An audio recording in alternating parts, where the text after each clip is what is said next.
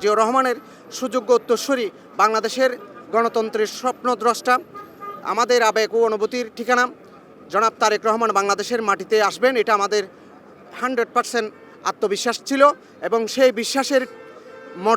বিশ্বাসের প্রতিফলন আগামী 25 ডিসেম্বর প্রতিফলিত হবে এবং দেশের জন্য তিনি কাজ করে যাচ্ছেন, ভবিষ্যতেও দেশের এবং দেশের জন্য কাজ করে যাবেন। আমরা আসছি হচ্ছে তারেক রহমান 25 ডিসেম্বর বাংলাদেশের মাটিতে অবতরণ করবেন।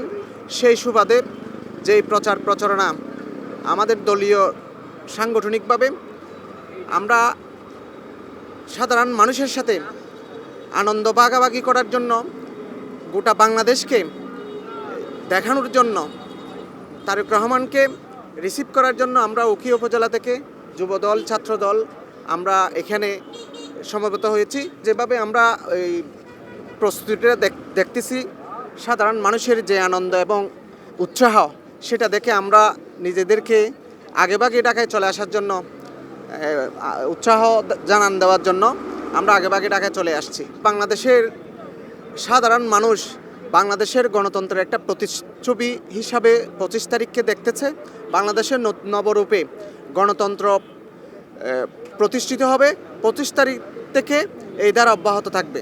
এটা অকল্পনীয়। জনমনে যেটা শোনা যাচ্ছে সেটা 2 থেকে 3 কোটির উপরে জনগণ সমাগম হবে। কাজের প্রস্তুতিটা আসলে শেষের দিকে। আজকে মঞ্চ দেখতে পাচ্ছেন, আমাদের পিছনে মঞ্চ প্রস্তুত রয়েছেন, তো প্রস্তুত হচ্ছেন। আশা করি সন্ধ্যার দিকেই মঞ্চ ক্লিয়ার হবে। এরপরে এই যে দেখতেছেন, কক্সবাজার থেকে অনেক সিনিয়র নেতৃবৃন্দরা এখানে আস্তে আস্তে সমবেত হচ্ছেন।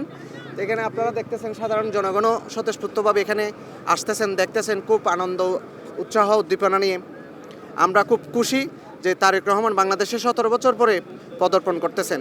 এটা সাধারণ জনগণের পাশাপাশি আমরাও খুশি। বিগত 17 বছর প্রেসিডেন্ট শেখ হাসিনা সরকার বারবার উচ্চারণ করেছে যে তারেক রহমান বাংলাদেশের মাটিতে আর আসবে না।